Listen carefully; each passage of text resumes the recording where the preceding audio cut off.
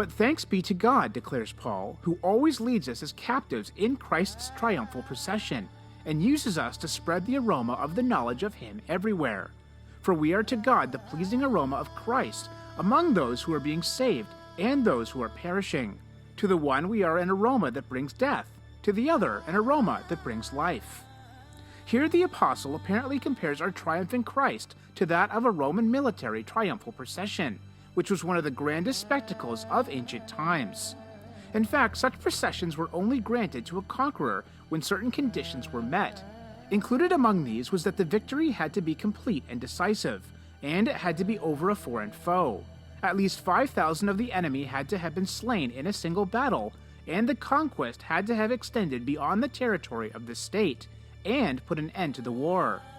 When all the required conditions were met, then a day was appointed for this grand and very public spectacle.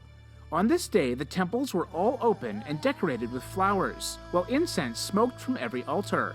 Fragrant odors from burning spices were profusely scattered through the temples and along the streets, loading the air with their perfume.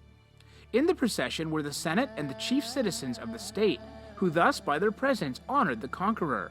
The richest spoils of war, such as gold, silver, weapons of every description, standards, rare and costly works of art, and everything that was deemed most valuable by either conqueror or vanquished, were carried in open view of the crowded city. The prisoners of war were also compelled to march in the procession. The general in whose honor the triumph was decreed rode in a chariot drawn by 4 horses. His robe was embroidered with gold, and his tunic with flowers. In his right hand was a laurel bow, and in his left a scepter, while on his brow there was a wreath of Delphic laurel. Amid the shouts of the soldiers and the applause of the populace, the conqueror was carried through the streets to the temple of Jupiter, where sacrifices were offered, after which there was a public feast in the temple. It is to this grand spectacle which Paul is no doubt alluding to in this 2 Corinthians 2 passage, and also in Colossians 2:15, where he declares, "And God, having disarmed the powers and authorities, made a public spectacle of them, triumphing over them by the cross."